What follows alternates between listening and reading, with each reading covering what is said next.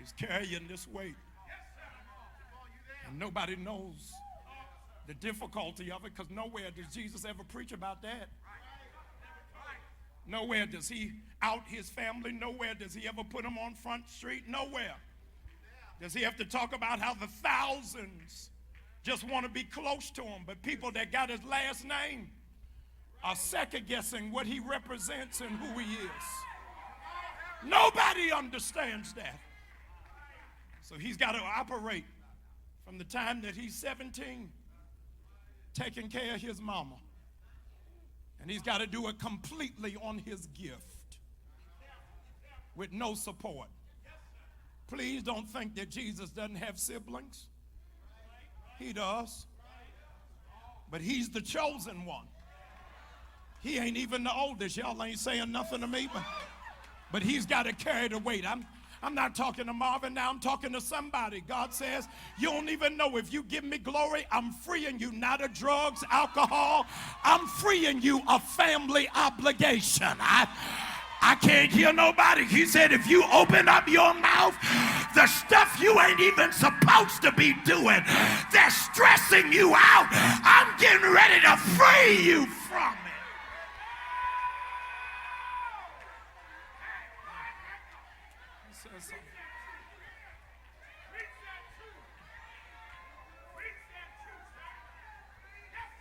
People don't understand the pain, the gravity,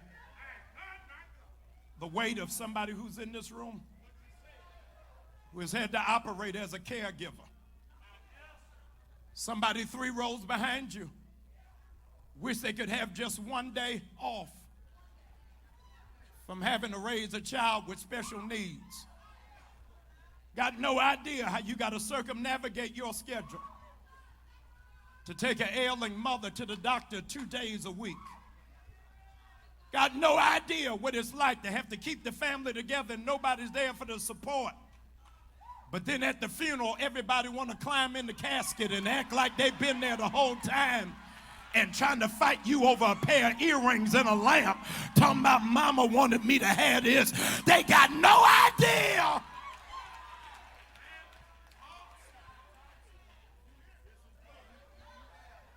So in Luke chapter 3,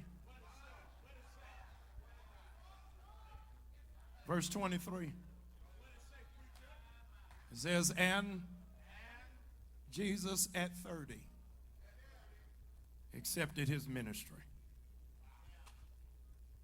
Bishop Ellis, at 30, Jesus accepted his call to ministry. At 30. He had been in carpentry since he was 13. He ran the family business since he was 17.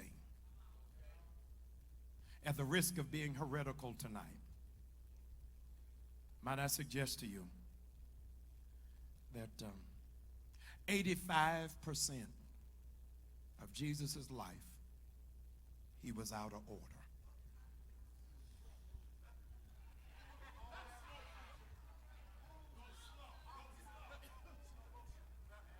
85% of his life, he was doing what he was not called to do. God, y'all done got quiet.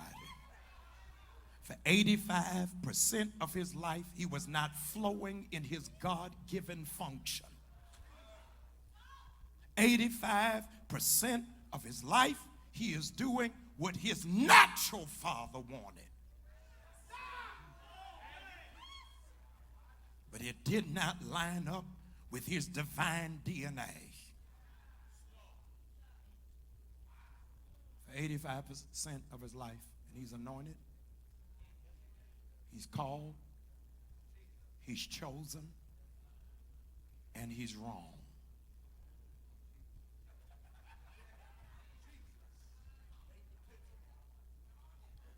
Tonight, Bishop Young, if we were to charter a KLM flight, 2 of them, 3 of them, and hoarded everybody who is in Chosen Vessel tonight onto that plane. We flew for 17 hours, landed in Israel. we would find the most proficient tour guide to take us around the Holy Land.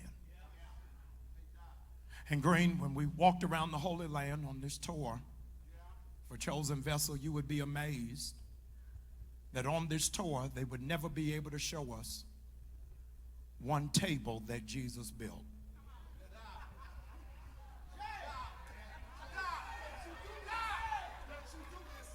They wouldn't be able to show us not one chair that he ever constructed, would never be able to show us one roof that he repaired. And that's where he spent the most of his life. God, I got the wrong church in here. Everything that you did before don't even mean nothing. God, I can't hear nobody in here. You keep trying to safeguard where you were never supposed to be. And God said, I don't even want your name on that. I'm shifting you to something else.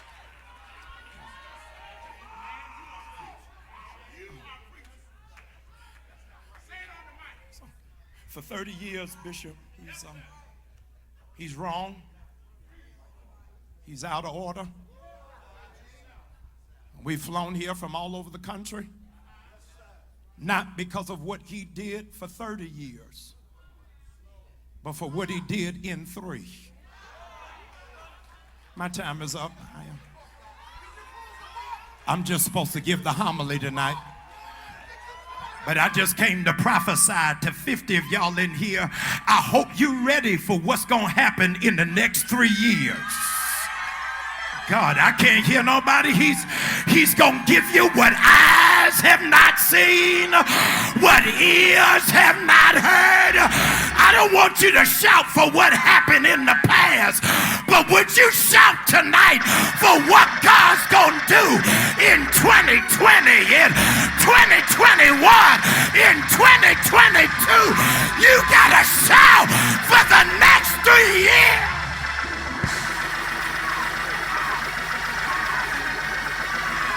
I feel glory now.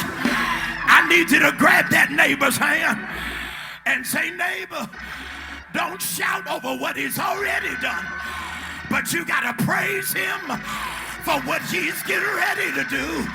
I need you to shake that neighbor's hand and say, neighbor, you're going to have more money than you ever had in your life. You're going to have a better relationship than you ever had in your life. You're going to go further than you ever gone in your life. And no weapon that is formed against you shall be able to prosper.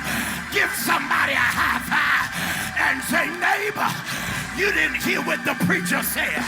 Y'all found the wrong person. I said, you didn't hear what the preacher said.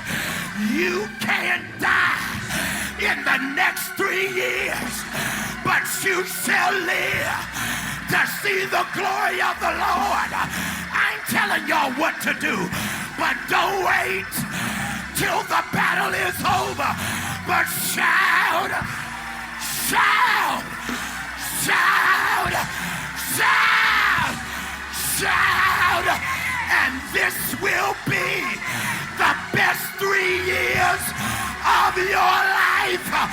Praise him for it.